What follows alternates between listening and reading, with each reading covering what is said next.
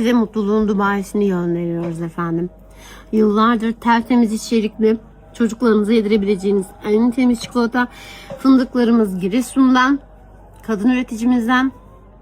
Antep fıstıklarımız alfa-toksin testine tabi tutuldu. Tertemiz, kadın üreticilerin elinden şahane.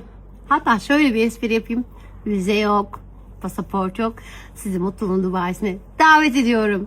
Hadi hep birlikte çoluk çocuk temiz içerikli çikolata tüketelim. Afiyet olsun.